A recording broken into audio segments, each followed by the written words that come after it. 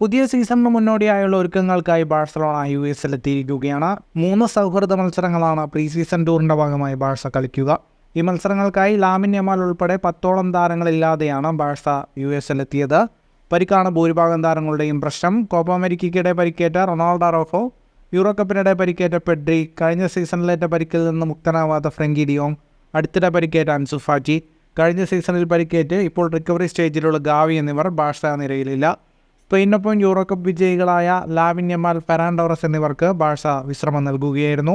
ഇതുകൂടാതെ പാരീസ് ഒളിമ്പിക്സിൽ കളിക്കുന്ന Pau Cubarsi, Eric Garcia, Fermin Lopez എന്നിവർക്കും പ്രീ സീസൺ ടൂർ നഷ്ടമായി. ജൂലൈ 31 ഒർലാൻഡോയിൽ പ്രീമിയർ ലീഗ് ചാമ്പ്യന്മാരായ മാഞ്ചസ്റ്റർ സിറ്റിക്കെതിരായാണ് ബാഴ്സയുടെ ആദ്യ സൗഹൃദ മത്സരം.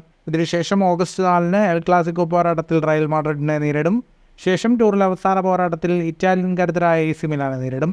സീസണിന് തൊട്ടു മുൻപ് യോവാൻ ഗാംബർ ട്രോഫിയിൽ മൊണാക്കോയ്ക്കെതിരെയും ബാഴ്സ കളിക്കും.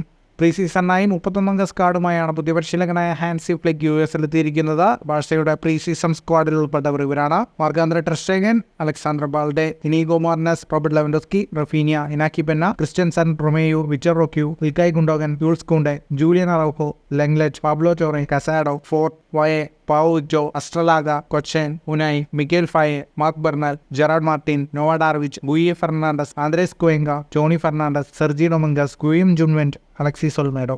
ഫുട്ബോൾ ലോകത്തെ കൂടുതൽ വാർത്തകൾക്കും വിശേഷങ്ങൾക്കുമായി സ്പോർട്സ് കഫേ പോലെ തന്നെ സബ്സ്ക്രൈബ് ചെയ്യുക.